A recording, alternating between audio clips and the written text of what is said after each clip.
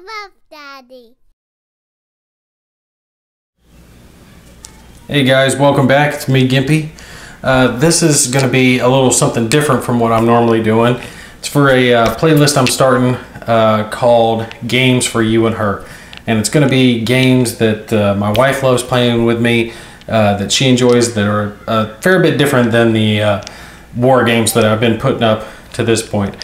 So, in honor of that, I've got a pretty co-host with me today. Say hi. Hi, this is Gimpy's wife. I guess you can call me Gimpette. We're starting this series off, which I think is cool because it's games that I like that are great for couples, like he said. We're starting with Escape Zombie City, which is one of my favorites. It's by Queen Games, and it is a real-time adventure game, which is one of my favorite types of games. Okay, so what does she mean by real-time?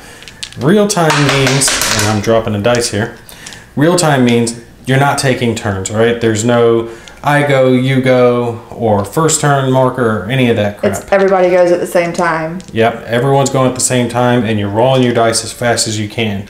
Now, in this game, you're going to have a 15-minute time limit, and it's a hard time limit that is enforced by this archaic, yes, very archaic device. For you kids out there, you might not have seen one of these before, but this is called a CD. A CD? Yeah, Mommy and Daddy's listened to this way back in the day. This actually makes me feel old.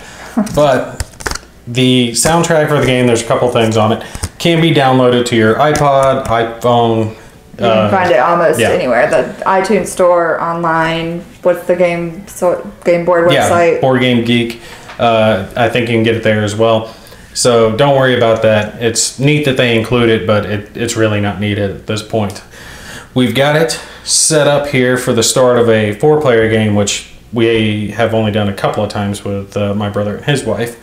But the basic gist of the game is to, as the title says, Escape Zombie City. Yes, Escape Zombie City. You have to get out, get your supplies, get out, and get going. To take and get your supplies, you're going to take and do a couple of different things.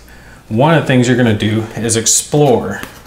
Alright, so to explore and to move, that's where the rolling the dice, the frantic craziness comes in, because you're constantly rolling your dice, because that is how you move and that is how you reveal a tile. So notice here there's 2 little green guys. That means to reveal a tile, that's what you have to roll.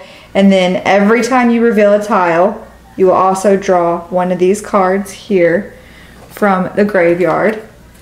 Now he'll explain what this little symbol down here and what this centerpiece means, and then I'll show you this little skull you're going to find on every one of the tiles, and this is the zombie direction. You always want to put this pointing back towards the church where you start off, because the zombies are going to follow this path.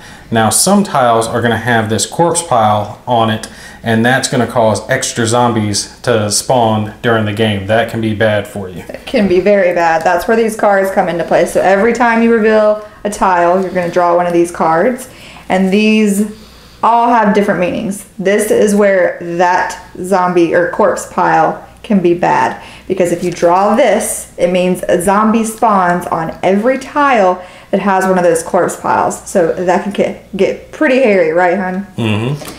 This one just means that you spawn a new zombie. So what that means is you're just going to reach into this handy dandy bag here and just pull out a random zombie, place it on the tile that you just revealed. Then we get into these 3, which have the 3 different colored zombies, green, yellow, red.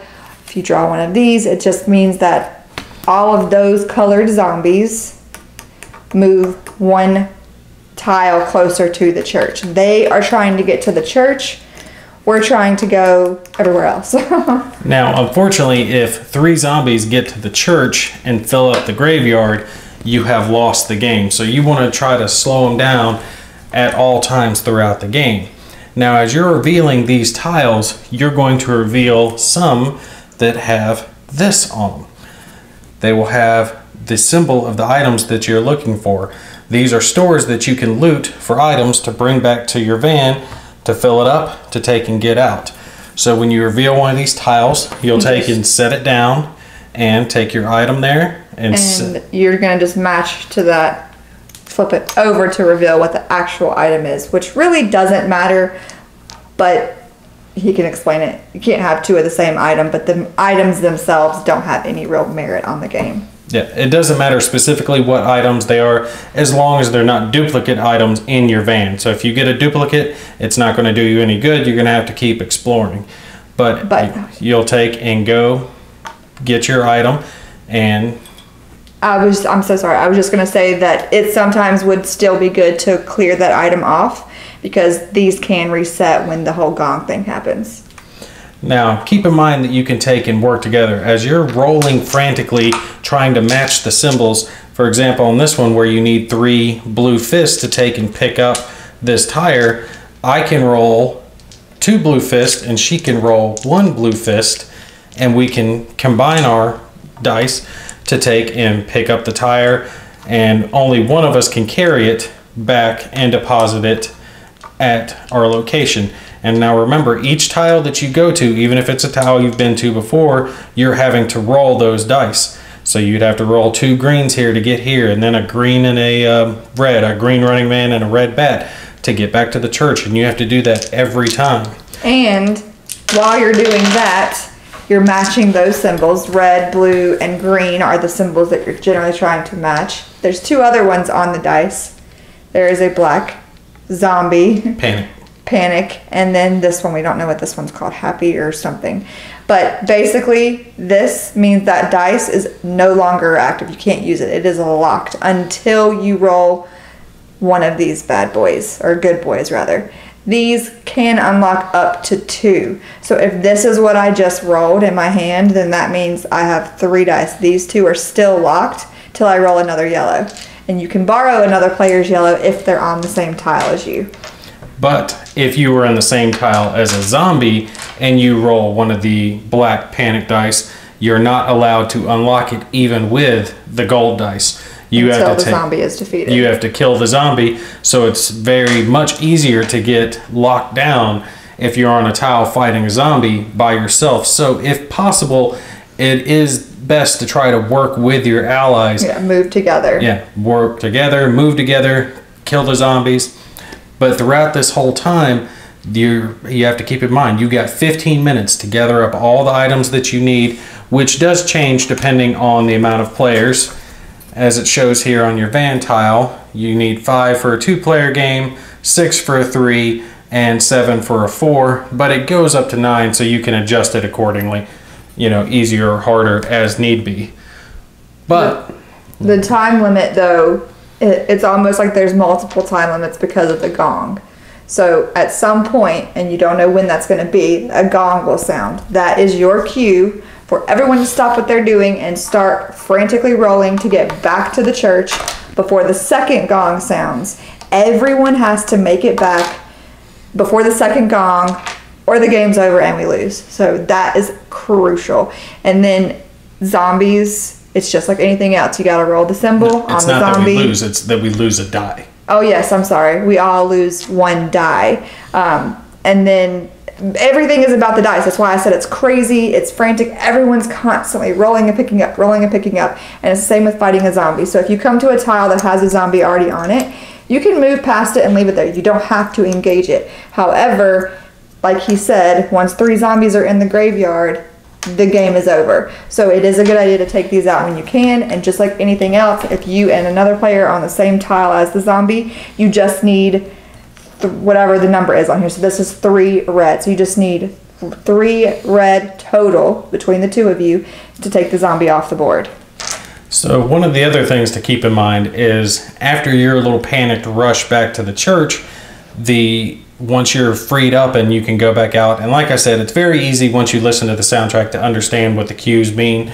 All the shops refill their items, so you'll take, and you have to remember to throw them back out with a new item in case you feel you grabbed that one before. Hey, there's somewhere shorter, you can run it back. Yeah, sometimes you might have one that ends up right, like this one, very close to the church. So you definitely want to go to that one. If you still need more items, it's going to be easier to go there, because the next part of the game is getting to this van. So once you've taken and you filled your van, so let's say we're doing a little 2-player game here, and my wife and I, we filled our van, we have our 5 items.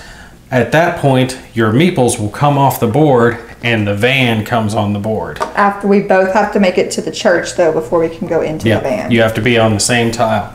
So on this tile showing your van, it adds a green running man to what you need to roll to each tile that you move through. So for example, on this one here, instead of rolling just 2 green men, you'd have to roll 3 between both of you. You're still rolling together. You would need 2 green and a blue. It just adds an extra green die onto whatever's on the card. So you're working together, rolling together, and you're moving your van along. Towards the exit. What you're looking for is this specific exit tile here. The goal is to take and fill your van full of the amount of items, separate items that you need, and get the van to this exit before you run out of time. And I cannot tell you how many times we have gotten one tile away. I mean, one tile, we'd be within seconds and a zombie slows us down or stops us. And that's where it gets crazy too, because that's why you are trying to reveal as well. You want to reveal to try and reveal that one, but every time you reveal, you draw a card and you risk a zombie coming out. Well, a zombie is going to come out every time you do it. So it gets very crazy and frantic. And if you're trying to work together, but there's a lot to do, and 15 minutes may seem like a long time, but when you're actually in it, it is flying by. And one of the other things that makes this game so neat to me is, this one? It does have different difficulty levels. If you look at the cards there at the bottom, it says 1, 2, 1, 2, 3, 1, 2, 3, 4. That's different amounts of players, different difficulty levels on what cards you're going to use, because some of these are going to have dual effects. There's some that are going to spawn the corpse piles and move the zombies, or move the zombies twice. But all of them are going to have this basic gist. And the zombies are different levels. Like that matches the card. So green are easier than yellow, are easier than red. So why don't you tell them why you like it so much, hon? Well, if you haven't been told by my husband, we have 2 small kids. We have a 3-year-old and a 9-month-old. So we don't have time. No, it's October. She's 9 months now. Oh. Wow. We don't have time to do elaborate setups like you've seen him do in some of his other videos. So this is a great game for us to play, just the 2 of us. It's more fun, I think, with more people. Don't you think it was so much more fun whenever Matt and Caitlin were here? I have more fun with just you. He's just kissing up now. It's more fun the more people you have, I think, because it does get crazier. However, it is a great one for just the 2 of us because it's a quick setup. It's super simple. I mean, there's a simple goal. It's get your items, get to the van, get out. It's very easy, and that's what I like in a game. And it's fast-paced, it's intense, and hey, we have to leave in 30 minutes because we have an appointment. We can finish this in enough time, and the setup is not crazy, not a ton of pieces. I love it. Well, one of the guys I've watched before is Rado Runs Through, and I love his stuff because he does, all of his stuff is based on 2-player and his wife playing with him, which is a lot of what we do together. And he had done a review on this game, and he had pointed out before, and he had said, this is one of our favorites, this and their game very similar to that, the Escape from the Curse of the Temple. And I just had to try it, and as soon as I did, she fell in love with it. It became our top #1 quick little easy game to play because it is so regimented. There are so many other games that, hey, it only takes half an hour, but then by the time you get done setting it up and all the rules and all the pieces and refresh yourself on it, and it takes an hour and a half. And we did play this with my brother-in-law, my husband's brother, and his wife, and they're into board games, and we played it a few times and they loved it. It was so much fun, and it was easy. Like I said, it's easy to pick up. For me, I know this probably sounds crazy, but maybe some other wives or girlfriends can understand. For me, I love playing board games with my husband, but I hate the grueling process of learning elaborate rules. And when he's reading through the rule book and explaining to me, I glaze over and it's wah, wah, wah, wah, wah, wah, wah. This isn't like that. It's fun and it's easy. I can't say that enough. I love it. It really is one of my favorites. I have a lot of favorites. This is definitely top 5. It really actually does come down to roll dice, match symbols, go home, you know? Yeah. And you know, hard 15-minute time limit, because at 15 minutes, if you haven't finished the game, you lose. And it's something you could even play when our son gets a little bit older. It's easy enough that he could play it with us. And if it's, you know, 30 minutes before his bedtime, hey, you guys want to come play the game real quick?